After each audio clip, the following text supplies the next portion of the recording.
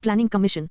Once the National Planning Committee published its report, 1949, and there was a firm inclusion of the need for economic and social planning 40 in the Constitution, the stage was set for the formal launching of planning in the country. Though the economy was run on the principles of planning very much after the independence itself 41, it was in a piecemeal manner only.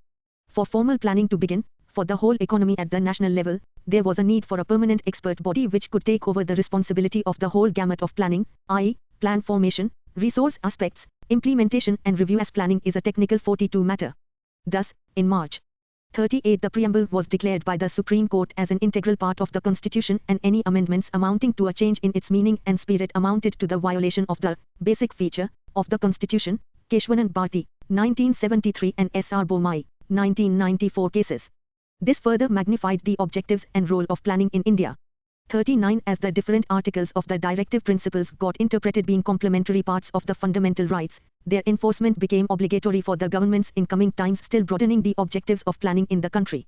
41 Though formal planning commenced in the fiscal 1951-52, the planning has already commenced with the Industrial Policy Resolution, 1948. More so, the Prime Minister of India, who headed the NPC, had already taken firm decision that India would be a planned economy by August 1937, Congress Working Committee, Wadha, itself. Thus, the economy takes its first wink in the planned era. 1,95,043 The Planning Commission, PC, was set up by the government by cabinet resolution, without resorting to legislation. Important details regarding the composition, legal status, etc., of the PC are as under. I. An extra-constitutional, i.e., non-constitutional, and non-statutory body. Though planning originates from the Constitution, there is no reference to the PC in it. 2. An advisory body to the Government of India on an array of issues of economic development. 3. A think tank on economic development with the Prime Minister as its ex officio chairman and with the provision or a deputy chairman. 44 The main function of the deputy chairman is to coordinate the work of the Commission. 45. 4. Has an open provision for the number of its membership, as many area experts are required by the particular proposed period of planning, other than 6 Union Cabinet Ministers as its ex officio members. 46 And a member secretary. The Minister of Planning is already an ex officio member of the PC. 47. We, an autonomous body entitled to form its own views on important issues and place them before the governments. It works closely with the union and state cabinets and has full knowledge of their policies. 6. Is invariably consulted on changes proposed in social and economic policies. To ensure free and full exchange of ideas, the PC has established a convention that it will not give publicity to differences of views between the Commission and the union and state governments. WUSI, linked with the union cabinet at the secretariat level. The PC is part of the cabinet organization and the demand for grants for it is included in the budget demand for the cabinet secretariat. 8. Seated at the Yojana Bhavan, the commission has a staff of secretaries and advisors and also a research organization. 48. 9. The PC is a technical body with experts and professionals coming from an array of specific areas as per the need of planning of the concerned period. See footnote 42. Kiss Smiley. The commission has executive powers. 49. 5.14 times Indian economy. Functions of the PC. Though the PC was set up with a definite purpose of planning, nobody knew that it would extend its functions over the entire spectrum of administration in the country. It was described as the economic cabinet of the country as a whole, even encroaching upon the constitutional body like the Finance Commission. 50 And not being accountable to the Parliament. 51 Through time it built up a heavy bureaucratic organization. 52 Which led even Nehru himself to observe, the commission, which was a small body of serious thinkers, has turned into a government department complete with a crowd of secretaries, directors and of course a big building. 53. Though the functions of the PC were extended to include timely changes in the planning needs, in the reforms era, its functions were announced by the same government order which did set up the Planning Commission itself. The Order 54 says, I. Make an assessment of the material, capital and human resources of the country, including technical personnel, and investigate the possibilities of augmenting such of those resources as are found to be deficient in relation to the nation's requirements. 2. Formulate a plan for the most effective and balanced utilization of the country's resources. 3. On a determination of priorities, define the stages in which the plan should be carried out and propose the allocation of resources for the due completion of each stage. 4. Indicate the factors which are tending to retard economic development, and determine the conditions which, in view of the current social and political situation, should be established for the successful execution of the plan. We determine the nature of the machinery which will be necessary for securing the successful implementation of each stage of the plan in all its aspects. 6. Appraise from time to time the progress achieved in the execution of each stage of the plan and recommend the adjustments of policy and measures that such appraisal may show to be necessary. And 7. make such interim or ancillary recommendations as appear to be appropriate either for facilitating the discharge of the duties assigned to it, or on a consideration of the prevailing economic conditions, current policies, measures and development programs, or on an examination of such specific problems as may be referred to it for advice by central or state governments. With the commencement of the 10th Plan, July 2002, the government handed over 2 new functions to the Planning Commission in 2002, namely, I. To monitor the plan implementation with special reference to the process of economic reforms with the help of the steering committees. It should be noted here that once the process of economic reforms was initiated in the country, early 1990s, there was a diminishing role proposed for the state in the economy in some areas and increased role for the state in some other areas. The redefinition of the state's role in the economy, though it was the contemporary thinking worldwide, made most of the experts and the business community to conclude as if there will be no role for planning in the economy. The new economic policy, NEP, of 1991-92 was a prima facie proposal for the expansion of the market economy in the country. But it was not the case altogether. Planning has not become irrelevant though it needed to search for a new orientation. And it was highly essential that the process of planning keeps its relevance to the bigger and the broader process of economic reforms. This particular new function of the PC must be seen in this light. 2. To monitor the progress of various central ministries. It should be noted here that for the first time, the PC went to set the monitorable targets for 10 areas indicating development. The central ministries have been linked to these monitorable targets. The timely performances of the ministries are now monitored by the PC as per its new function. With the inclusion of the above-mentioned 2 functions in the existing functions, which were already very broad, the PC has emerged as a real super cabinet. Since it is basically the deputy chairman who officiates the general meetings of the commission, he has a high-level say 55 in articulating the direction and the nature of the economic policies. Through the first new function it articulates the future dimensions of the economic reforms, and through the second new function, it influences the works of the various ministries. Ultimately it seems as if the PC has been able to emerge as the real think tank of development in the country. 56. The PC has also been able to influence the state's economic policies since 2002 in a great way.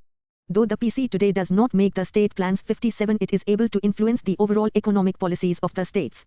It has been possible due to the setting of monitorable targets for states for the same development indicators areas as has been set for the center. 58. The 55. It is not uselessly that the government decides to call in Montek Singh Ahluwalia, an economist of international repute, to officiate as the deputy chairman of the PC. Every idea and opinion of Mr. Ahluwalia is today understood by the coalition partners of the central government as a thing the government is necessarily going to implement in future. One can imagine the increased role of the office and the PC, both, by this. There is always a hue and cry every time the deputy chairman articulates an idea or opinion. Though the PC is chaired by the PM, it seems that the deputy chairman has started availing enough autonomy to speak his mind. States are liable for being monitored by the PC concerning their performances regarding these monitorable targets. This way the central government has started having its say over the state governments via the new functions of the PC. We may conclude that the PC has been able to unify not only the various economic policies of the center, but also those of the states with the help of these 2 new functions given to it. Earlier, there had always been a lack of congruence among the policies of the various central ministries and the ideas articulated by the PC. An epitaph to the PC-Times. On 1 January 2015, the government formally abolished the PC by replacing it with the newly created body the Niti Aayog. With this there ended an era in the economic history of independent India. Whether it was better to revive the PC or abolish it has been a matter of much debate among the discipline experts, politicians and the media. The debate, at times, had emotional tones, too. But the government has its own wisdom behind the action. A detailed discussion on it has been included as the last subtopic of this chapter titled, Niti Aayog. As an epitaph to the PC, maybe an ode, it will be quite relevant to have an eye on the report of the Independent Evaluation Office, IEO, on the former which was submitted to the Prime Minister Office by late June 2014. As per it, the PC was created in response to the unique challenges faced by a nascent democracy and a fledgling economy. It conceived a top-down approach to planning that envisaged a dynamic central government building up the economic and social order of weak states. The report called the PC in its current form and function a hindrance and not a help to India's development. It further added that it is not easy to reform such a large ossified body and it would be better to replace it with a new body that is needed to assist states in ideas, to provide long-term thinking and to help cross-cutting reforms. Some of the major advices of IEO on the PC are as follows. I. The PC be scrapped and replaced with the Reform and Solution Commission, RSC, which should be staffed with experts with domain knowledge and kept free from a ministerial administrative structure. The new body should have full-time representation of major trade and industry organizations, civil society representatives, academics, etc., so as to capture their concerns and benefit from their expertise in formulating long-term strategy. 2. The RSC will perform three main functions. A. Serve as a solutions exchange and repository for ideas that have been successful in different aspects of development in various states and districts and in other parts of the world. B. Provide ideas for integrated systems reform, and C. Identify new and emerging challenges and provide solutions to preempt them. 3. The current functions of the PC be taken over by other bodies, which are better designed to perform those functions. 4. Since the state governments have better information about local requirements and resources than the central government and central institutions, they should be allowed to identify priorities and implement reforms at the state level, independent of mandatory diktats from central institutions. The task of long-term economic thinking and coordination can be performed by a new body established to act solely as a think tank within the government. 6. The Finance Commission be made a permanent body responsible for the allocation of centrally collected revenue to the states, and the Finance Ministry be tasked with the division of funds among the various central ministries. The advices of the IEO, a brainchild of the PC itself, on the PC were quite surprising, even shocking to few.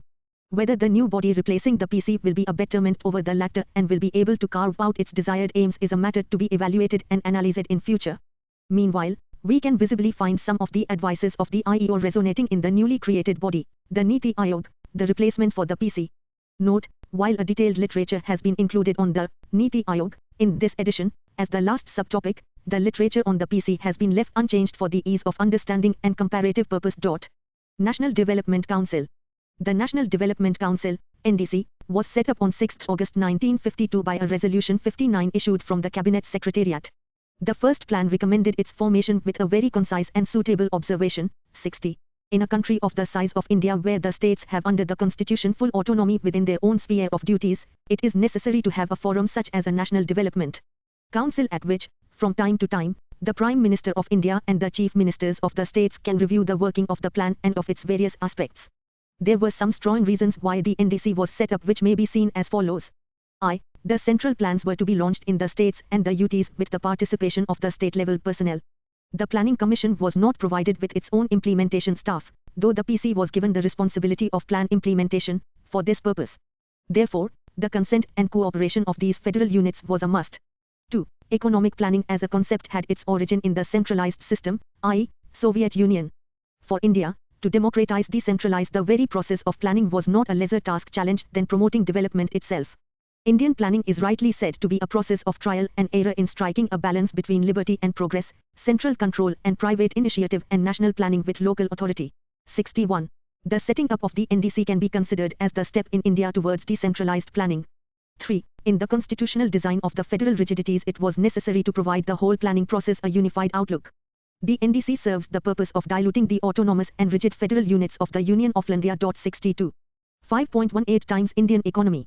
The NDC initially comprised the Prime Minister of India, de facto chairman, the chief ministers of all states, and the members of the Planning Commission. In the first meeting of the NDC held on 8 to 9 November 1952, J.L. Nehru stated that NDC is essentially a forum for intimate cooperation between the state governments and the central government for all the tasks of national development. In the words of J.L. Nehru, setting up of the NDC may be regarded as one of the most significant steps taken for promoting understanding and consultation between the Union and the state governments on planning and common economic policies. Considering the recommendations of the Administrative Reforms Commission, the NDC was reconstituted and its functions redefined by a cabinet resolution on 7 October 1967. The reconstituted NDC comprises the Prime Minister, all Union Cabinet Ministers, Chief Ministers of all states and Union territories, and the members of the Planning Commission. Delhi administration is represented in the council by the Lieutenant Governor and the Chief Executive Councillor, and the remaining Union territories by their respective administrators. Other Union ministers and state ministers may also be invited to participate in the deliberations of the council. In the reconstituted council, the Secretary of the Planning Commission acts as Secretary to the NDC, and the Planning Commission is expected to furnish such administrative or other assistance for the work of the council as may be needed. The Basque nature, origin and legal status of the council are similar to the Planning Commission. The revised functions 63 of the NDC are: I. To consider the proposals formulated for plans at all important stages and accept them. 2. To review the working of the plans from time to time. 3. To consider the important questions of social and economic policy affecting national development. And 4. to recommend measures for the achievement of the aims and targets set out in the national plan, including measures to secure the active participation and cooperation of the people, improve the efficiency of the administrative services, ensure the fullest development of the less advanced regions and backward sections of the community, and through sacrifices borne equally by all citizens, build up resources for national development. 64. Though the first plan of India was launched before the arrival of the NDC, the body had many meetings before the terminal year of the plan and useful deliberations, almost all, after due consideration, were included by the government into the planning process. But after the death of J.L. Nehru, the greatest champion of democratic decentralization in the country, 65, the NDC had become a small gathering of only those who had the same vested interests, with only the Congress CMs participating in its meetings. The CMs belonging to other political parties usually did not come to its meetings. The government hardly gave any importance to their advice. A phase of tussle between the centre and the states started worsening from here onward with a degradation in principles of the cooperative federalism, with every 5-year plans which followed. It was only by the mid-1990s that we see the revival of the lost glory of NDC as well as that of the spirit of decentralized planning. This has been possible due to 3 major reasons. In the era of economic reforms, with greater dependence on the private capital made it necessary to allow states greater autonomy in economic matters. Once the WTO regime started, it became an economic compulsion. 2. The enactment of the constitutional amendments 73rd and the 74th had made local level planning a constitutional compulsion. 3. And lastly, it was the compulsion of coalition politics in the formation of the union government which made the centre to favour the states. As per the major experts on the issue of decentralized planning, the last of the above given 3 reasons has played the most important role. After a long time, 2 plans, the 10th and the 11th, were passed by the NDC with complete support coming from the CMs. It is believed that as the local level planning, i.e., the Gram Panchayat and the urban municipalities and corporations, allows more and more scope of planning by the states, the NDC will be able to function on its more original principles. The contemporary concerns of the governments give enough hope to think like this, at least it seems so.